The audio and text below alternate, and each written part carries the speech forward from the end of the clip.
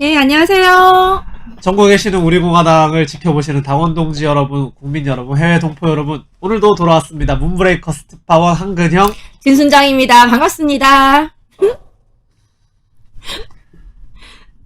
네, 어떻게 한 주도 잘 지내셨나요? 저희는 이렇게 매주 한 주 한 주가 얼마나 시간이 빨리 오는지, 이렇게 투쟁하랴, 생활전선에서 또 열심히 생활하랴 이러다 보니까 시간이 이렇게 빨리 가는 적도 또 없었다. 한 주 돌아보면 한 주.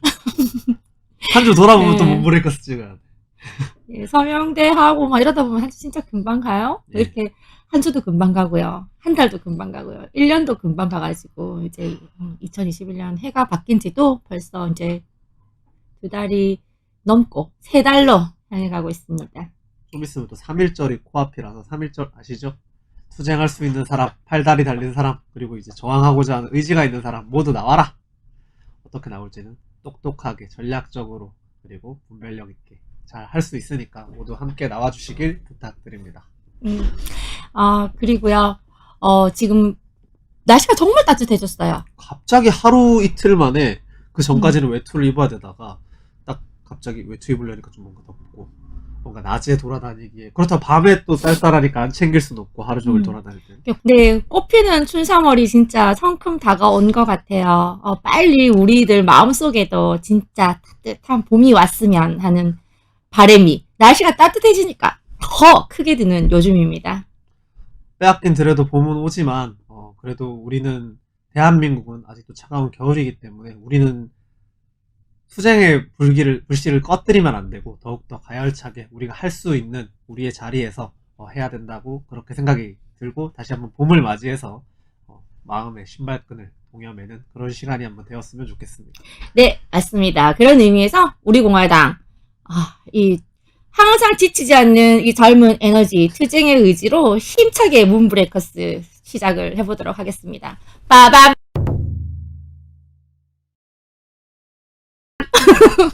네, 첫 번째, 어제 최고위원회의를 보신 분들께서는 이미 뭐 아시는 내용이겠지만 저번 주에 우리를 진짜 어제는 굉장히 정제된 언어로 제가 여러분께 전달을 해드렸습니다만 저는 오늘은 좀 더 과격한 언어로 좀 전달할 수도 있다는 점 미리 양해를 구합니다. 임산부 노약자, 심신미약자께서는 볼륨을 더 크게 해주십시오. 그 오프 더 레코드긴 하지만 준비하면서도 부글부글 되고 말하면서도 옆에서 보니까 부글부글 아니, 너무 하는 게 그러지 마세요. 느껴지시더라고요. 지금 당원분들께서 진짜 저 성격을 이상하게 오해하실 수도 있어요. 화끈하시니까. 근데 불의를 보고 못 참는다는 거 그거니까요. 예, 저번주에 우리를 화나게 했던 사실입니다. 한 생명이 죽음을 맞이한다는 것은 그러니까 거기에 대해서는 제가 정말 말을 아끼겠습니다. 하고 싶은 말이 있지만 그까지는 제가 차마 말을 아끼겠지만 정말 이 대한민국 문재인 이 뻥방역 이 좌파 독재의 이 이중잣대 코에 걸면 코걸이, 귀에 걸면 귀걸이 이 방역 수칙에 온 국민이 분노했습니다. 백기환 통일문제연구소장이 지난주 별세를 했는데 서울 광장에서 영결식을 가졌고요. 그 영결식에는 1000여 명이 넘는 사람이 모였고요. 노제에는 400명이 넘는 사람이 모였는데 이게 방역수칙 위반이라고 걸릴까봐 쉬쉬하는 것이 아니라 뒤에 믿는 구석이 있는 거죠. 굉장히 떳떳하고 당당하게 뭐 자랑 삼아 이렇게 SNS 홍보를 하고 있고요. 그리고 심지어 뭐 우파 신문들 같은 경우에서는 이제 비난하는 국민의 목소리를 전달하기도 하지만 경향, 오마이, 프레시안 같은 경우에는 대놓고 완전 뭐 선전?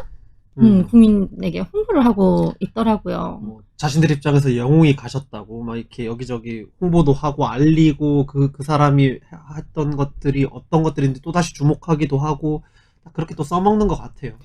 정말 광장이라는 것이 우리 평범한 국민이 다가가기에 얼마나 높은 벽이 쌓여 있는지 여실히 느낄 수 있었습니다.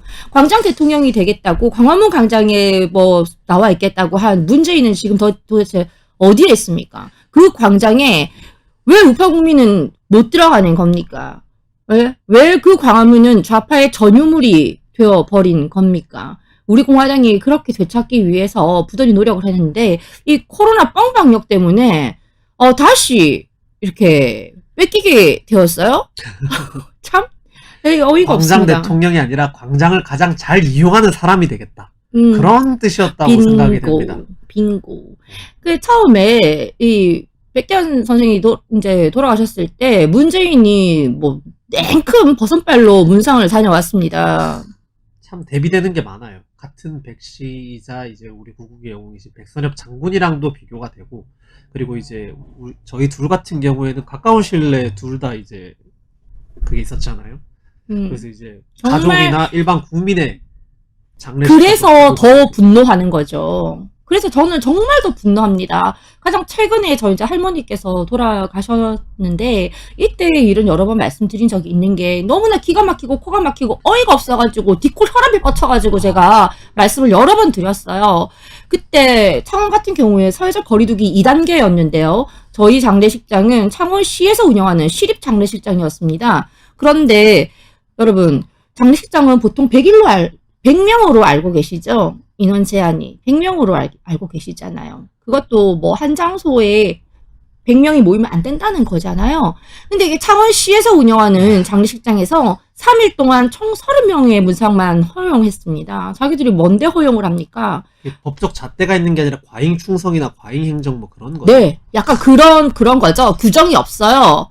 100명으로 되어 있는데도 불구하고 오버하는 거지. 네? 근데 그 오버질이 도가 지나친 게, 네, 저희 할머니께서 돌아가셨잖아요. 저한테는 할머니지만 우리 부모님에게는 또 부모님이세요. 어머니세요. 네. 그런 죽음 앞에 직계 가족도 못 들어가게 체크를 했어요. 왜? 제가 좀 회의 갔다가 그날 늦었거든요. 맞아. 저희는 30명이 정말 뭐 하루에 30명이나 이렇게 되는 줄 알았죠. 그러니까 막 받은 거야, 처음에. 사실 친척만 해도 30명이 보통 그럼요. 넘잖아요. 그러니까 부랴부랴 달려오신 분들이 계시니까 저는 그때 중앙당역에 왔다가 현충원 갔다가 내려가는 바람에 그렇죠. 오후에 도착을 했는데 그러니까 이미 다 되는 거예요. 그래서 저를 못 들어가게 해가지고 뭐 그래가지고 많이 싸웠어요. 그래 참 힘든 일이 있었는데 그때 싸울 때 저를 바라보던 그 병원 직원 아주 몰상식한 김여사쯤으로 저를 매도하더라고요. 그리고 그 경비가 저를 아주 무식한 큰 소리나 빽빽 치는 여자로 취급하던 그 기억이 생생히 나는데요. 그랬습니다. 지금 현재 이 사회적 거리두기 2단계랑 똑같습니다. 근데 누구는 30명, 3일 총? 그러면은 나눠봅시다. 하루에 10명? 10명. 누구는 100명. 1000명. 최하 1000명이라고 합니다.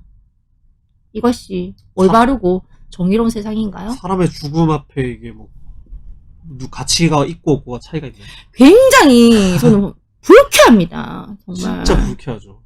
누군가에게는 누구보다 소중한 사람이고 대한민국 누구보다 큰 사람이고 좋은 사람일 텐데 그거를 누구의 죽음은 뭐 많은 사람들이 볼 수 있게 친인척 다 챙길 수 있게 해주고 누구는 뭐 너무 차별하고 그러는 게 우리 국민 개개인 모두가 다 자기 인생에 있어서는 주인공이고 맞아요. 열심히 살다간 자기 인생이 열사입니다. 네? 백기환 씨, 뭐 과거에 대해서는 제가 초반에 말을 아끼겠다고 해놓으니까 좀 그런데 나중에 좀 얘기하도록 하고요. 그분뿐만이 아니라 모든 사람이 자기 인생 열심히 사는 주인공인데 이런 취급을 받고 또 그것에 국가가 나서서 정부가 나서서 국민의 죽음 앞에 차별을 느끼게 하는 이 X 같은 세상. 반헌법적인 거죠. 정말 그랬습니다. 그 비단 저 개인에게만 해당되는 일이 아니죠. 우리 공화당은 특히나 더 정말 잊을 수 없잖아요. 우리 공화당이 박정희 대통령 추도식을 하기 위해서 광화문에 텐트를 설치한다고 했을 때, 네. 지금 이번에 경찰이 뭐라고 했냐면은 참 그 변명들을 제가 말씀드릴게요. 이번 이 건에 대해서 서울시의 답변은 그랬어요. 위법 사항이 있는지 모니터링 하겠다. 헐. 모니터링을 하겠대요. 예. 우리가 그랬으면 이미 현장에 나와 있어. 찍고 있어. 하고 막. 예, 이미 찍고 있어. 국화 들고 들어가는 거 막 안 된다고 막 예. 막고 막. 그런데 바리게이트 치고. 이 사람들 일어나고 있는지 모니터링 하겠다. 위반 여부를 검토 중이다. 뭐 이렇게 말을 했고요. 경찰들은 이랬습니다. 집시법에서 이게 집시법 위반이지 않느냐. 9인 이상인데 왜 이렇냐. 그러니까 집시법에서 관홍산재 및 국경행사는 10인 이상 금지 규정을 적용하지 않는다라고 했습니다. 그러면 뭐 저희 할머니도 뭐 창원시청 광장에서 죄를 저도 지내면 하면 되겠네요. 한 1000명 모여도. 초상을 앞으로 창원시청 광장에서 치는 걸로 하죠. 네.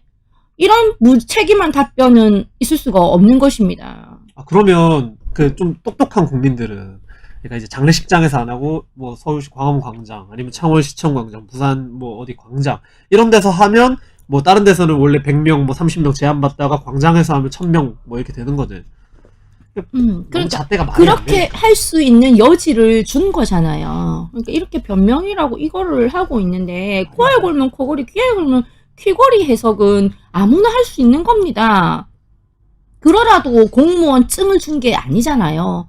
그러라고 평생이 아니고 수년 동안 경찰 공부를 한 게 아니잖아요. 네? 보건당국은 뭐라고 했습니까? 자기들 관할이 아니다. 이거는 서울시가 판단하고 조치할 사항이다. 라고 뭐 전형적으로 오리발 떠밀기를 했는데요. 그러니까 이렇게 했는데 우리가 그때 광화문에 있을 때 어떻게 했어요? 아까 말씀하셨지만 우리 국가안성이 못 들고 들어가겠어요. 가방 검사를 했어요. 거리 벌리라고 하고. 가방 검사 당했어요? 저도 당했습니다. 저도 당했어요. 근데 저는 개겼어요. 아니 이게 뭐 하는 짓이냐고. 내 가방에 그랬어요. 내 가방을 왜 보는 거냐고. 당신들 감염병 예방법으로 이걸 보는 거 아니냐고. 그러면 내 가방 안에 혹시라도 코로나 같은 게 들어있을까봐 그러냐고. 코로나 물건이야. 아니 그러니까 코로나를 찾는 거 아니냐. 코로나를 예방하는 거 아니냐. 도대체 뭘 찾기 위해서 내 가방을 보는 거냐. 내 가방에 코로나 안 들어있으면 죽는다. 뭘 찾기 위해서인데 도대체. 내 가방을 왜 벌려서 보여줘야 되는데요? 정확한 핵심이죠.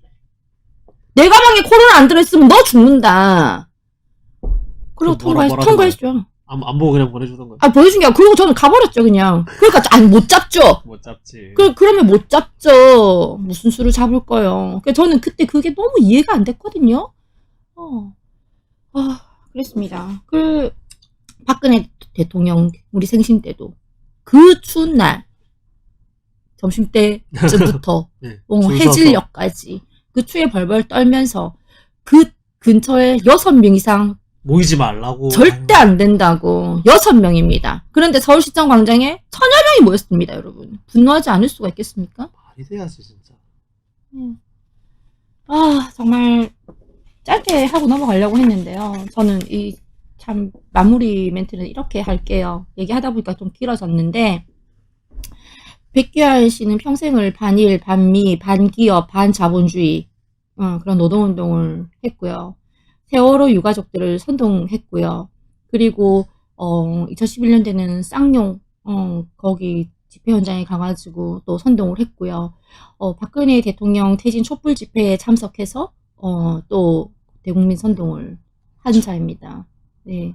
그리고 2014년에는 박근혜 대통령은 시민도 민족도 아니다라는 발언을 해서 그 당시에도 많은 지지자분들께서 혈압 위에 올렸는데요. 그분께서 뭐 돌아가신 데에 대해서는 뭐 본인의 명복을 빕니다만 이 같은 이중잣대, 이중 코로나 방역 수칙 적용은 정말 이 정부의 정말 저는 인질극이다. 어제 이렇게 표현을 했는데요. 국민의 생명과 안전을 핑계 삼아서 우리 우파 국민들, 우파 정치인들의 손발을 다 묶고 진짜 대한민국을 자기 맘대로 휘젓고 다니면서 농락하고 있는데요. 그렇습니다. 우리가 조금 투쟁하려고 하면 야, 너희 투쟁하지 마. 코로나 걸리면 너희 때문이야.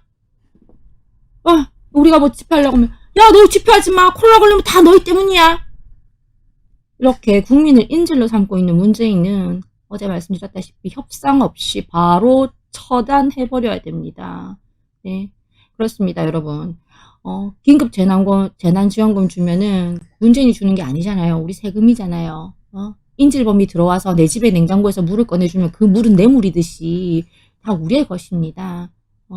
그런 생국민을 인질로 잡고 볼모로 잡고 이러고 있는 문재인과, 그리고 인질범 문재인이 도주하고 떠날 수 있는 차를 만들어주는 조력자 같은 국민의힘, 정말 대책 없는 이 환상의 커플인데요. 지금 대한민국에서 정의와 진실을 외치고 투쟁하고 행동하는 용기 있는 정당 우리 공화당 뿐이라는 거. 그리고 하루빨리 뭐 임기가 지금 문재인 지금 1년 남았는데 1년 남았다, 뭐 1년 있으면 끝난다, 절대 그렇게 생각하시면 안 됩니다. 저 정권은 청와대에서 매가지를 잡고 끌어내야 이 좌파들도 정신도 좀 차리고 우파 국민들도 정신 차리고 특히나 국민의힘 저작들이 정신을 차리는 겁니다. 임기 끝날 때까지 봐줘서는 이 나라가 그 다음 정권도 똑같은 선로로 간다, 저는 이렇게 주장을 드리고 싶습니다. 그렇기 때문에 우리 공화당, 네, 참 힘든 길을 가는 우리 두 청년과 우리 당원분들입니다. 근데 저 다 동의하는데 음. 과연 그렇게 된다는 거 그들이 정신을 차릴까요? 아니, 그럴 가능성이 조금이라도 있는 거죠. 그렇게 하지 않으면 맞아요. 절대로 그럴 수 없고요. 1년 남았다고 임기를 그대로 청와대에서 무사히 마치게 놔둬서는 이 대한민국에는 정의가 없는 거죠. 제가 음. 이거는 뭐 나이 드신 분들을 비판하거나 비난하거나 하는 건 아닌데, 나이가 일정 이상 들면 자기가 잘못된 걸 인정하기보다는 그냥 자기가 인정 안 하고 그냥 쭉 가더라고요. 그러니까 패배하고 완전 자기 삶이 내려앉을지언정, 뭐 예를 들어서 문재인과 아니면 뭐 국민의힘 그 작자들이 역사적 심판을 받더라도 자기들이 했던 것을 스스로 셀프 정당화 계속 할 겁니다. 계속 정당화하고 자기들은 틀리지 않았어, 그냥 그렇게 되돌림표만 계속 할 텐데, 중요한 거는 그렇게 그런 사람들을 이제 시대의 흐름에 흘려보내야 되는 거예요. 처단을 하고 흘려보내야 되는데, 아직은 깨어난 국민들의 힘이 조금 모자라서 이 시대적 상황을 타개하지 못하고 있다 정도로 정리를 하면 될 것 같아요. 그래서 더 이제 조화롭게 어르신들의 지혜와 젊은이들의 액션이 이제 절실히 필요하죠. 좀 더 용기 있고 신념이 바른 행동하는 우파 청년들이 많이 용기를 내어서 우리 공화당과 함께 해주셔야 그날이 하루빨리 찾아오지 않을까, 저는 이렇게 생각하고요.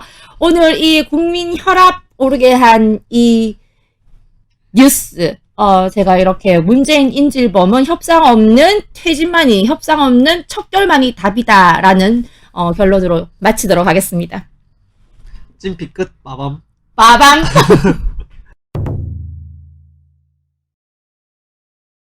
자, 그럼 이제 한픽, 제가 이번 주에 준비한 내용은 어제 최고위원 회의에서도 보셨을 분들은 보셨겠지만, 사실 이거 굉장히 심각한 뉴스예요. 심각한 뉴스인데, 미 법무부에서 북한발 해커 3명을 기소를 했습니다. 그 기소를 한 내용 과정에 좀 심각한 내용들이 있는데, 여러 가지, 전 세계 이 3명의 해커 말고도 북한에 엄청나게 많은 해커들이 있겠죠. 근데 이 3명의 해커들이 했던 전례들이 2014년부터 2020년까지 활동을 했는데, 특히 그 중에 2018년에는 대한민국이 연관이 되어 있습니다. 무려 1억 1000만 달러, 하나로 약 1200억 정도 되는 돈이 멕시코 그 국제은행에서 이제 해킹을 통해서 송금이 됐는데, 그 자금 세탁을 하기 위한 경로가 있을 거 아니에요. 그 경로로 대한민국에 있는 은행을 선택을 했다. 근데 이 기소 내용에 이런 부연 설명이 있습니다. 이들 3명뿐만 아니라 북한발 해커들은 이 해커들은 해킹을 통해서 자금 세탁을 할 때 자신들이 통제 가능한, 그리고 사용하고 통제 가능한 그러한 은행을 통해서 자금 세탁을 하고 꾸준히 해오고 있다. 그것도 한 곳에서만 계속 하는 것이 아니라 여러 군데 점조직적으로 이쪽도 썼다가 저쪽도 썼다가. 근데 중요한 거는 언제든 통제가 가능한 범위 내에 있는 은행들 중에 선택해서 쓴다. 근데 그 은행이 대한민국 기업 은행 이름은 나오지 않았지만 모 은행을 2018년에 썼다고 나오고요. 사실은 이게 굉장히 좀 심각한 문제일 수가 있는 게, 대한민국 정치권이나 대한민국의 법조계에서는 전혀 나오지 않던 내용이 미국에서 터진 거예요. 미국에서 터진 거. 어찌됐건 자금 세탁 경로가 우리나라기 때문에 우리나라 금융당국이 협조했다라는 사실까지 기소 내용이 들어가 있으니까 한국 그 금융당국이 그러면 알고 있었을 텐데 이거를 여당은 뭐 알고 묻겠죠. 야당 문제 안 삼잖아요.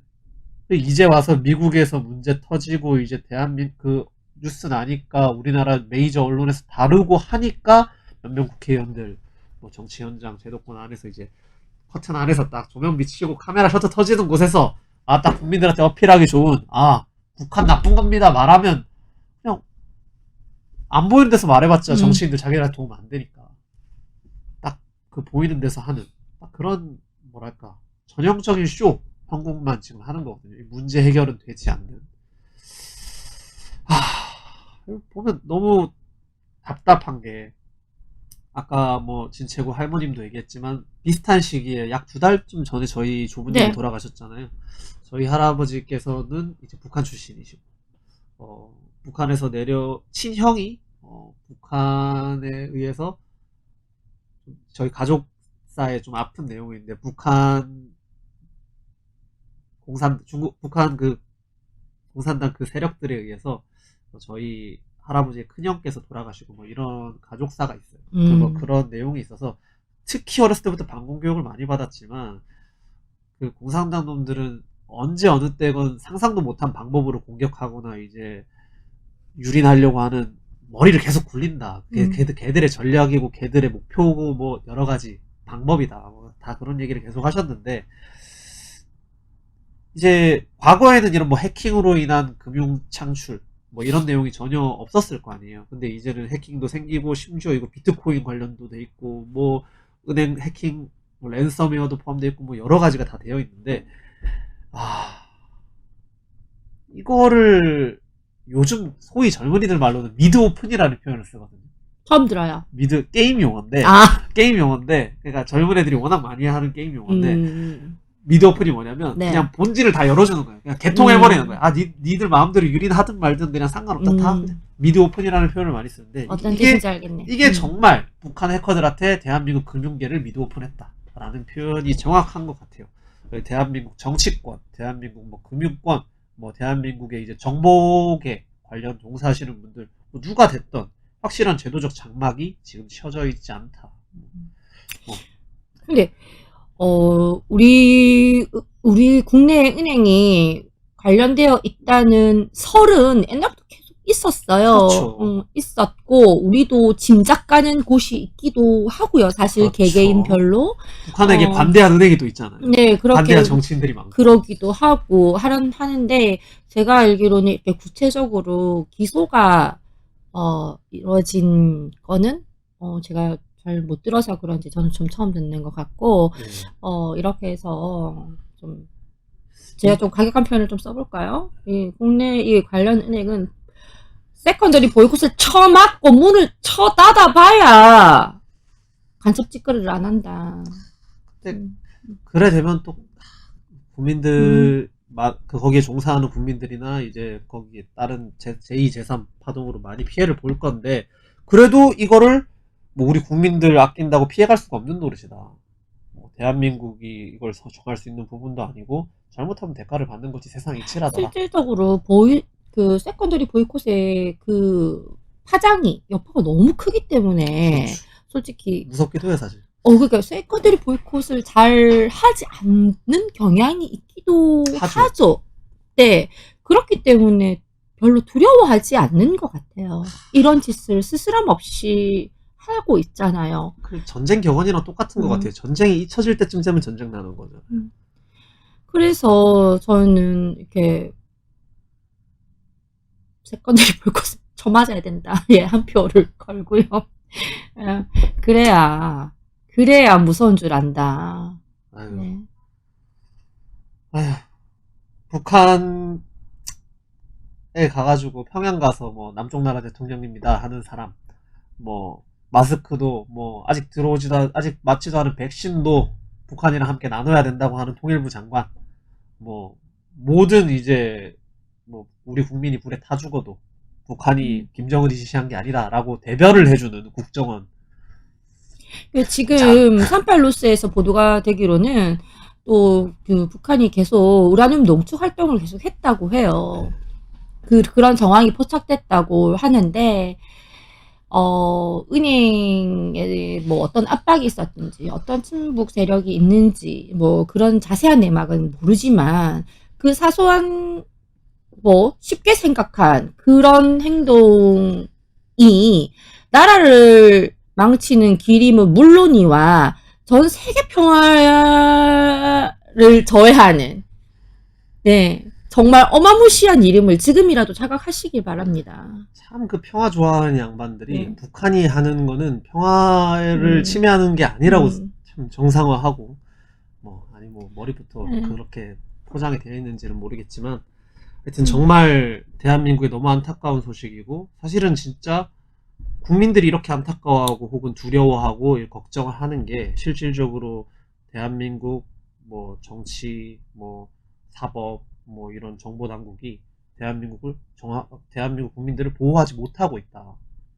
여실히 드러나고 있고, 진짜 진트파운 말대로 진짜 세컨더리 보이콧이라도 맞으면 참 걱정이 됩니다. 한숨을 어떤 어른분이 저보고 한숨을 너무 많이 쉰다고, 한숨 좀 쉬지 말라고 하시던데, 죄송합니다. 얘기를 하다 보면 자꾸 한숨이 나와요. 진짜 저도 습관을 좀 습관이 되어가고 있는데 기운을 드려야 되는데 저희가 이렇게 둘이 갑자기 쌍으로 한숨을 쉬었네요. 아니, 표정은 제가 이 암울한 얘기를 하더라도 좀 최대한 밝게 저희 둘 얼굴이라도 보는 시간 동안은 좀 마음 편하시라고 관리를 하는데, 또 보고 있고. 근데 이 내용을 접할 때 한숨 나오는 건 어떻게 자제가 잘 안 되는 것 같아요. 지금 뭐 대한민국 안에는 이렇게 뭐 금융권, 뭐 국방부, 뭐 정치계, 뭐 검사, 판사, 뭐 할 것 없이 어디에나 이런 북한을 돕는 조력자가 있고요. 그래서 우리가 모르는 사이에 그 세력들이 힘을 많이 키워서 이자들이 이제 대놓고 이런 짓을 하고 있는데요. 여기서 또 결론은 그거잖아요. 우리 공화당의 역할이 크다. 기승전 우리 공화당, 저는 자동적으로 사고가 그렇게 되네요. 아니, 솔직히 우리 공화당이 아니더라도 누구라도 할 수 있으면 하면 되는데, 지금 우리 공화당처럼 조직적으로 그리고 확실한 이념화가 돼 있고 자기 스스로를 희생하려는 구성원들이 있는 조직이 대한민국에 없어요. 결국 옳은 길이라고 생각을 하더라도 자기들 몸살이기 바쁜 사람들이 많고, 뭐 저희도 이제 아예 뭐 죽을 만큼 뭐 목숨이 끊어지고 대가 끊어지면 아무것도 할 수 없으니 그 내 선상에서 최대한을 다하긴 하지만, 아예 그 정도도 할 수 있는 각오가 안 된 사람들, 준비가 안 된 조직들이 너무 많다. 그런 것들은 오히려 희망 고문밖에 되지 않는다. 저 대표적인 국힘이라는 정말 정확하게 풀네임으로 불러주기도 싫어요. 인민의힘. 그렇게 있기 때문에 참 더 이상 사이비의 가짜에 속으면 안 됩니다. 또 아니, 마무리하신 거예요? 제가 너무 확실하게 딱 끊어줬어야 되는데 제대로 안 끊었구나. 아무리 확실해 주세요. 그래서 한픽 마무리 짓도록 하겠습니다. 젊은 용어로 미드 오픈이라고 하는데 이건 좀 유쾌하게 하려고 하는 거고, 참 대한민국의 위상뿐만 아니라 정말 대한민국을 실질적으로 위협하는 북한에게 나날이 이뤄온 게 대한민국 우리 본진 내에서, 우리의 터전 내에서 우리를 지켜야 할 자들이 손발 뻗고 나서서 해주고 있는 상황들이 연출되고 있다. 그게 금융, 뭐 언론, 정치, 뭐 어떤 분야를 가리지 않고 일어나고 있다. 결국은 이제 누구를 믿어서는 안 된다. 우리 스스로 일어나야 한다. 라는 말씀을 꼭 드리고 싶습니다. 자, 그럼 이제 한 픽을 마무리 지어보자면, 무려 2018년에 있었던 일입니다. 이 2018년에서 대한민국 금융당국에서 있었던 일이 이렇게 바다 건너 미국 법무부에서 기소된 사건으로 인해 결국 세간에 알려지는, 결국 아무리 그들이 북한을 도와주고 북한과 관련된 안 좋은 소식들, 북한을 이렇게 하려는 것들을 묻고 숨기고 하려고 해도 결국 어떤 경로로든 시간이 문제일 뿐, 시간 문제일 뿐 결국은 드러난다. 결국은 대한민국의 금융당국이, 정보당국이, 정치계가 북한을 이롭게 하는, 국민을 이롭게 하지 않는 이러한 행태가 또다시 드러났다. 사실 정말 안타깝고 힘든 소식이지만 결국 우리가 또 지금의 대한민국을 구할 수는 없지만 앞으로 제 자식 그리고 여러분들 손주 아들 딸 세대들에게는 절대 그 시대에는 이런 일이 없도록 다시는 대한민국에서 주사파라는 말, 북한 친북이라는 말, 종북이라는 말이 나올 수 없도록 그게 지금 저희가 우리 공화당이 이 시대에서 싸우고 있는 이유다. 이 말씀을 드리면서 한 피그 마무리 짓도록 하겠습니다. 마무리! 빠밤!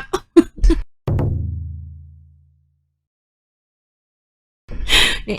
자, 공동으로. 네, 다음 우리가 함께 이야기해 볼 주제는요. 이어서 관련된 주제입니다. 지난 16일 있죠? 16일.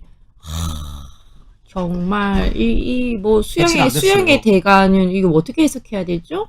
북에서부터 뭐 오리발에 드라이 슈트를 입고 왔다고 주장하는 북한 사람이 발견되었습니다. 이 사건에 대해서 좀 이야기를 해볼 텐데요.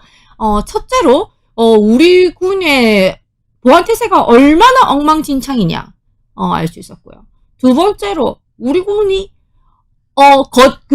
거짓말의 명수에 이어서 또다시 거짓의 군대구나. 저는 그런 생각을 해보았습니다. 근데 사실은 뭐 잠수나 아니면 이제 해양 관련 이런 훈련이 되신 분들이나 전문가들한테 물어봐도 사실 북한이랑 대한민국의 거리가 물리적으로도 워낙 가깝듯이 진짜 이제 군 관련 이런 확실한 준비 태세가 없으면 정말 쉽게 개인이 왔다 갔다 할 수 있는 아무런 준비 장비도 없이 심지어 오리발도 없이 왔다 갔다 한대요. 전문가들은 할 수가 있대요. 이날 해상 상황은 그게 아니더만요. 당연히 이제 우리나라도 군이 있고 북한에서 뭐 보내는 입장이니까 뭐 모르려나. 몰라도 최대한 기상이 안 좋은 날씨, 만약에 누가 넘어와도 이게 사람인가 아니면 뭐 파도인가 물개인가 뭐 알 수 없는 그런 날씨에 오는 중간에는 파고가 3점 몇 미터가 넘었고 그렇죠. 수온도 그냥 6도에서 8도였고 그리고 불도 하나 없었고 근데 우리 정확하게 우리나라를 향해서 어디로 갈지 모르는 상황에서 정확하게 우리나라를 향해서 온 것도 전 좀 이상하고 저 솔직히 말씀드릴까요? 10km를 걷는 것도 힘들어요. 저는 못할 것 같아요. 북한 사람들은 한 군 생활을 20년 정도 하잖아요. 여자도 할 텐데. 여자가 하진 않지. 북한 여자 군인은 하네. 네. 모르겠어요. 의무병인지는 모르겠어요. 하여튼 20년 정도 군 생활을 하는데, 그 20년 정도 군 생활을 하는 사람이 10km 걷는 거, 그거는 문제가 되지 않는다. 근데 여기서 이제 기사나 이제 세간에 드러나 있는 정보로 보면, 그 사람이 붙잡혔을 때 자기가 뭐 오리발이나 이런 걸 들고 왔다는 거를 대놓고 시인하거나 보여주지 않으려고 했듯이 근처에서 숨겨놨던 게 잘 발견이 됐던 그런 정황도 있어가지고 이거는 절대 그냥 간과하고 넘어갈 수 있는 상황이 아닌 거죠. 그래서 관련된 기사 내용을 좀 한번 읽어드리려고 하는데요. 연합뉴스에서 제목이 북한 남성 붙잡힌 인근 해안서 잠수복 오리발이 발견돼. 아까 제가 말씀드렸던 오리발이 발견됐다고 하는 그 내용 중에 이런 내용이 있어요. 아까 진특파원이 말씀하신 것처럼 비록 잠수복을 착용을 했다고 해도 한겨울 차가운 바다로 월남하는 것은 보통 체력으로 어렵기 때문에 군과 정보당국은 이 사람의 신원을 찾는 데 집중하고 있는 것으로 알려졌다. 그리고 연령대가 20대 초반이랍니다. 그런데 여기에 더해서 기사 내용에 이 내용을 말씀드리고 싶은 거예요. 지난해 11월 최전방 철책을 넘어 귀순 의사를 포명한 북한 남성도 마치 기계선수 체조와 같은 몰놀림으로 철책을 요리조리 다 가뿐히 넘어가지고 월남을 했다. 귀순을 했다. 이런 내용이 있는데 물론 뭐 드라마나 정말 안타까운 개인의 북한의 그 철압 통치를 피해서 열심히 훈련받았던 사람이 정말 자발적인 의지로 자유를 찾아서 넘어온 걸 수도 있지만 기계선수와 같은 그 몸짓으로 그런데 이제 이 국가적 상황과 이 대립 문제라는 게 워낙 예민하니까 거기에 대한 대비를 해야 되는데 대비가 전혀 되고 있지 않다. 지금 그 귀순했던 남성은 대한민국 어디서 뭘 하고 있는지 우리는 뭐 알 바가 알 수가 없죠. 없죠. 여러분, 제가 찾았는데요. 이게 보이시나 모르겠어요? 보이시죠? 이게 헬멧은, 우주복 같이 생겼다. 네, 헬멧은 철로 되어 있고, 쇠로 되어 있고, 이게 머글이라는 거라고 하네요. 저는 본 적은 없는데요. 이걸 입고 왔다고도 하고, 드라이슈트에 오리발 끼고 왔다고도 하고, 알 수가 없는 거예요. 도대체 누구 말이 사실인지. 그리고 정보 당국은 알고 있겠죠, 정보를. 네, 근데 왜 숨기냐는 거죠. 왜 사실을 얘기하지 않느냐는 거죠. 근데 또 그런 말도 있어요. 이 사람이 나타나고 진돗개 이론가? 저는 여자라 가지고 그런 거는 정확히는 모르는데 아무튼 뭐 그건가를 해가지고 무전을 하는데 그걸 다 들을 수 있대요. 그쪽에. 근데 네. 그렇게 해서 듣고 누군가가 제보를 했다고 그래요. 그랬는데 그때 당시에 이 사람이 그냥 헤엄을 쳤다고 왔다고 하는 사실을 국민이 믿을 수가 없잖아요. 우린 지금도 사실 의심하고 있잖아요. 그런데 그 무전에서 나온 말은 이 사람이 추진기를 달고 왔다는 거예요. 북에서. 만약에 김정은의 억압에 못 이겨 굶주린 북한 주민이 자유의 땅을 찾아서 왔다고 쳐요. 왔다고 쳐요. 그러면 추진기와 머구리 아까 보셨죠? 그거를 오리발. 집에서부터 들고 나와서 해안가로 가서 그 삼엄한 경비를 뚫고 그걸 해서 정확하게 우리나라를 향해서 왔고 그 찬 바닷물에서도 살아남아서 6시간의 헤엄을 쳤고 그 와가지고는 40개 배수로 중에 멀쩡한 단 하나의 배수로를 확률이 찾아서 왔다는 사실을 국민 여러분께서는 믿을 수 있으신가요? 그 해수로 찾아서 온 거는 진짜 우연의 일치라고 볼 수는 없는 볼 수 없죠. 정말. 네. 정말 정보가 미리 익지 않고서야 불가능한. 몇 번 왔다 갔다 했던지, 뭐 그 익숙하던지, 아니면은 군 내부에서 정보를 줬다는 거죠. 예. 근데 만약에 일반 북한 주민이 탈북을 했다, 어떠한 루트로 했다, 뭐 이래갖고 정보를 줬겠어요? 헐. I don't think question. so. I don't think so. 네, 그러니까 의문투성이인 거고 지금 이곳은 뭐 노크 기순, 철책 기순, 이번에 지금 머구리 기순이라고 해야 되나? 오리발 기순이라고 해야 되나?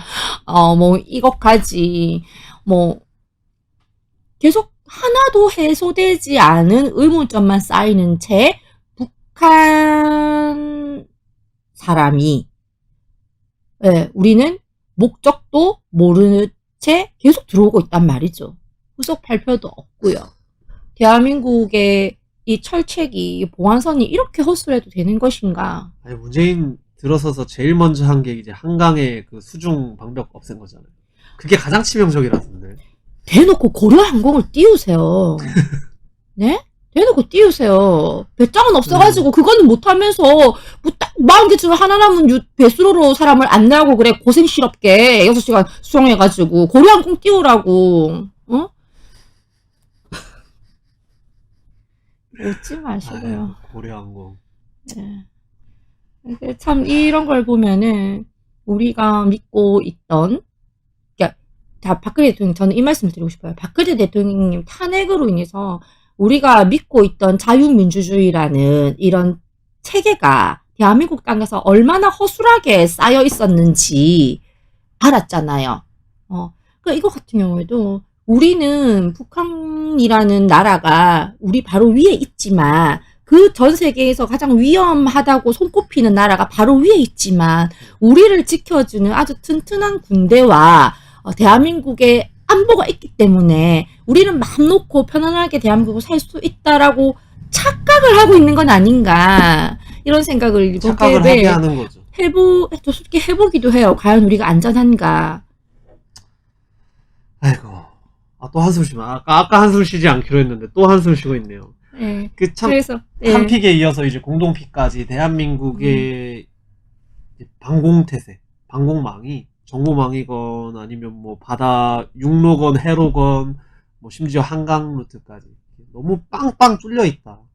국민들이 관심 가지지 않을 뿐, 진짜 우파 국민들만 소수의 국민들만 관심 가질 뿐, 이미 뭐 다 개방되어 있다. 그 전에 그런 것도 있었잖아요. 이만갑이라는 프로 아시죠? 네, 이만갑 맞나? 맞을 거예요. 맞을 거예요. 이거 아닌데. 아무튼, 네, 아무튼 어떠한 탈북자들이 나오는 TV 프로그램에서 아주 유명세를 떨치던 탈북 여성이 당연히 북에 있다가 이렇게 오면은 그쪽에를 소개를 하고 그쪽 사람들의 받는 생활. 억압? 이런 것을 우리에게 전달을 하잖아요. 그러다가 어느 날 갑자기 북으로 간 거 아세요? 아, 그 여자가? 그런 사건이 있었어요. 어느 날 갑자기 북에 가서 다시 김정은을 아, 맞아요. 찬양하고 있는 거야. 그러니까 대한민국이 이렇게 돼버린 거예요. 붙잡혀 간 거죠. 아니, 알 수가 없죠. 그런데 눈 뜨고 나면 한국에 있고 눈 뜨고 나면 북한에 있고 이러고 있는 거예요. 이인영 통일부 장관님 철마 안 달리셔도 돼요. 오리발만 있으면 왔다 갔다 할 수 있어요.